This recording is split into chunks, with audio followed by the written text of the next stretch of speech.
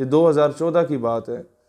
American embassy एक और USAID के इश्तराक से ये लोग एक डिबेट कंपटीशन ऑर्गेनाइज कर रहे थे, जिसमें कहा था कि जी is education necessary for peace, क्या तालीम अमन के लिए ज़रूरी है, आप इसके हक़ में बोलें या ख़िलाफ़ बोलें। मेरे HOD ने, मैं army public college of management and sciences में पढ़ता था, उनके शहीर तुम अच्छे तकरीर शकरीर कर लेते तो जाओ। मैं कहा सर मैं अव्वल तो डिबेट कॉम्पिटिशन्स में हिस्सा नहीं लेता, मैं तो वैसे मुकर्रर हूँ, लेकिन यहाँ तो बिल्कुल भी नहीं जाऊँगा। पीछे अमेरिका का झंडा लगा होगा, सामने मैं तकरीर कर रहा हूँगा, तो कोई भी तस्वीर लगा के बोलेगा गद्दार हो गए। मैं वापस आया क्लास में, देन आई रियलाइज कि यार नहीं, हम लोग जो अमेरिका का झंडा पिछले 4-5 सालों से जला रहे थे उसका तो कोई फ़ायदा नहीं है। अखबार के नुक्कड़ में वो भी लोकल अखबार के नुक्कड़ में कोई छोटी सी सुर्खी लगी होती है कि शहीद सियालवी ने अमरीकी परचम नजर आतिश किया, अपने गम गुस्से का इजहार करते हुए कहा कि हम लोग अमरीकी ग़ुलामी नहीं करेंगे। मैंने कहा इसका क्या फ़ायदा। मुझे रियलाइज़ हुआ, मैंने कहा जाके मुंह पे बात करेंगे उनके सफ़ीरों काबीना के सामने। मैं गया HOD साहब के पास, मैंने कहा सर मैं जाना चाहता हूँ। HOD साहब ने हंस पड़े, उन्हें अंदाज़ा हो गया कि अब ये करना क्या चाह रहा है। उन्होंने कहा शहीद तो मुझे ज़रा तकरीर लिख के दो ना, और वो मैं देखूँगा, उसके बाद फिर मैं तुम्हें जाने दूँगा। मैंने खैर तकरीर शकरीर लिखी कि मलाला बड़ी नेक खातून है और आफिया सिद्दीकी को सही गिरफ़्तार किया गया और हमें दहशतगर्दी के ख़ात्मे और अमन के क़याम के लिए अमेरिका का साथ देना होगा। HOD साहब ने वो पढ़ी, मुस्कुराए, कहते हैं बेटा ज़मीर तो मेरा भी नहीं मानता कि तुम ऐसी बातें करो, ना ही तुम्हारा मानता होगा, लेकिन अलबत्ता पोजीशन इसी से आएगी। मैं क्या बिल्कुल सर, पोजीशन तो इसी से आएगी। तो क्या पहन के जा रहे हो, शेरवानी तो नहीं पहन रहे? मैंने कहा नहीं सर वो शेरवानी तो नहीं ना, अमरीकी एम्बेसी का फंक्शन है तो pant coat shirt coat tie शाई लगा के जाएंगे। कहता हाँ हाँ हाँ, यही मैं तुम्हें बता रहा था कि वो कोई बुरा इंप्रेशन उन पर ना पड़ जाए, हम पहली बार ही हमारी यूनिवर्सिटी को जाने दे रहे हैं तो कोई अच्छा इंप्रेशन पड़े। खैर मैं आया, मैंने कहा यार अब वहाँ सच तो बोलना है लेकिन ज़रा सपोर्ट भी लेके जानी चाहिए। मैंने सर के पास दोबारा चले गया, मैंने कहा सर आपको पता है हमारा इदारा पहली मरतबा जा रहा है किसी एम्बेसी के प्रोग्राम में, तो इलेक्ट्रिकल इंजीनियरिंग, सॉफ्टवेयर इंजीनियरिंग और BBA के बैच के 10-10 बच्चों को हम लोग ऑन बोर्ड लेते हैं। आप इजाज़त लें कि ऑडियंस के लिए हमें 30 बंदे चाहिए और एक टीचर भी हम रख लेते हैं उसमें, ताकि बच्चे डिसिप्लिन उनका मेंटेन रहे। तो जब मैंने ये कहा कि टीचर भी रख लेते हैं तो उनके वहम गुमान में भी नहीं आया कि ये कोई जाके वहाँ पर दंगा शंगा करने के इरादे में है। खैर उन्होंने कहा बिल्कुल ठीक है, तो मुझे लिस्टें प्रोवाइड करो किस किस को लेके जाना चाहिए। मैंने कहा सर मैं आपको लायक बच्चों की लिस्टें देता हूँ। अब ज़ाहिर है वो एक डिपार्टमेंट के HOD थे, तो बाकी डिपार्टमेंट्स में कौन लायक है कौन नहीं है उससे तो उन्हें सरोकार नहीं था। तो मैंने जितने दान नुमा टाइप, माजरत के साथ वो सुन भी रहे हो, मतलब हटे कटे ज़बरदस्त दबंग टाइप हमारे जो दोस्त अहबाब होते थे तमाम डिपार्टमेंट्स के, उन सब के नाम वहाँ तहरीर किए। और टीचर्स जो 3 हमने रखे वो रखे जो हमारे टाइप के फ्रेश होते थे, जिन्होंने फ्रेश BS ऑनर्स या MS किया होता था और आ जाते थे वहाँ विजिटिंग फैकल्टी के लिए। तो हमारा एज डिफरेंस इतना नहीं होता था, तो गपशप आपस में अच्छी होती थी। उनको भी हमने ऑन बोर्ड लिया। उन्हें कहा सर आप जाएंगे एम्बेसी का प्रोग्राम है, तो बड़े खुश हो गए कि हाँ चलेंगे इंशाल्लाह।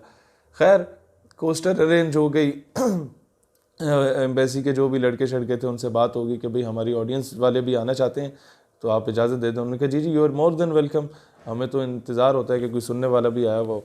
खैर 78 एजुकेशनल इंस्टीट्यूट्स के डिबेटर्स गए, बीच में शहीद सियालवी साहब भी गए और 30 बंदे हमारे साथ और चले गए और 3 वो टीचर्स। रास्ते में जनाब पेट्रोल पंप आता है, मैं उन्हें कहता हूँ जनाब ज़रा गाड़ी रोको, पेंट कोट मैंने पहना होता है और साथ एक थैला सा पकड़ा होता है, तो गाड़ी रोको यार मैं वॉशरूम जाना है। गया वॉशरूम में, तो शहीद साहब जा पेंट कोट में रहे हैं, वॉशरूम से निकल रहे हैं तो शेरवानी ओढ़ी हुई है।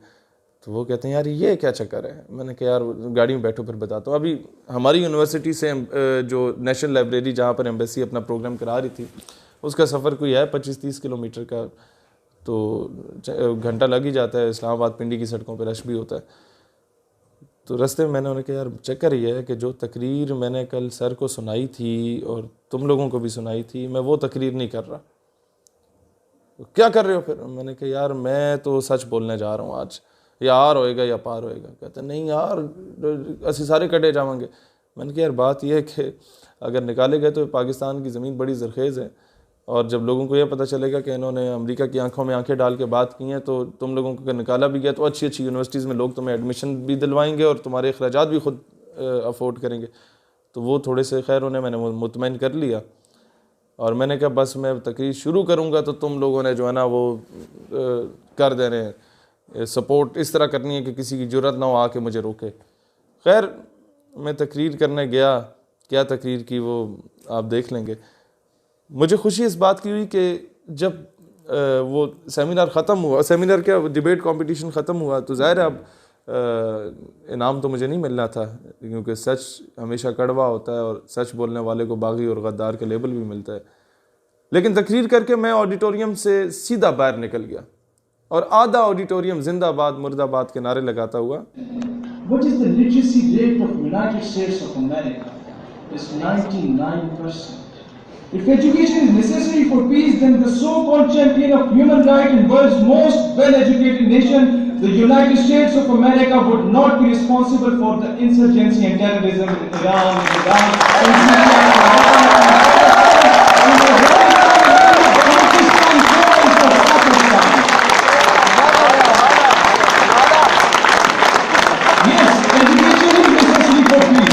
but what kind of education?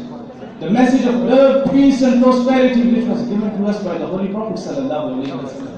The message which was given to us by the Holy Quran, that if you have killed a single human being, it means you have killed the whole humanity. And if you have killed the whole humanity. But unfortunately, the so-called international media, the so-called champions of human rights used to say, the so-called world's most well-educated and highly qualified people used to say that Muslims are responsible for the terrorism. Let me ask you a question. What is the literacy rate of Israel? It's 97%. Then what is being done in Palestine? Thousands of Muslims what was done in Iran? What was done in Iraq? What was done in Syria? What is being done in Lebanon? What is being done in Burma? What is being done in Afghanistan? What is being done in Hyderabad, Dhaka and Gujarat? And what is being done in Indian occupied Kashmir? So, it has been proved that Muslims are not terrorists, rather they are being terrorized. बाहर निकल गया और मुझे फ़ख्र इस बात का हासिल है, इस तकरीर में आपने सुना होगा कि I am the first one जिसने अमेरिकन एम्बेसी के प्रोग्राम में नामूस रिसालत सल्लल्लाहु अलैहि वसल्लम के दिफा की बात की। For peace, then Charlie Hebdo of the most well-educated country, France, would not be responsible for the anarchy in the entire Muslim world. Then according to law of God, where you can't pinch and hurt the feelings of any religion, caste or creed, and according to the international blasphemy law, what do you say about the nation where patience or the most sensitive about their beloved Prophet sallallahu alaihi wasallam? Dear audience, let me to express extent of these patients in my national language, because English linguistics counts to drop by these patients. हमने हर दौर में नामों से रिसालत के लिए छोड़कर सियासत का सिलसिला फ़ुज़ूल, फ़कत एक नाम मोहम्मद से मोहब्बत की। मैंने अफ़गानिस्तान से फ़लस्तीन, कश्मीर से बर्मा तक के एक एक मुसलमान मज़लूम की बात की और कहा कि दहशतगर्द असल तुम लोग हो, अमेरिका वालों, जो दुनिया का अमन तबाह कर चुके हो। खैर जब मैं ऑडिटोरियम से बाहर निकला तो आधा ऑडिटोरियम नारे लगाते हुए बाहर आ गया। पोजीशन मेरे लिए वो नहीं थी कि वो फर्स्ट सेकंड थर्ड पोजीशन देते, वो तो देनी भी नहीं थी उन्होंने। पोजीशन मेरे लिए ये थी कि जो दूसरे स्कूल्स और कॉलेजेस और यूनिवर्सिटीज़ के टीचर्स और प्रिंसिपल्स आए हुए थे अपने बच्चों को लेके साथ, उन लोगों ने मेरा माथा चूमा था कि बेटा तुमने हक अदा किया, सच बोला,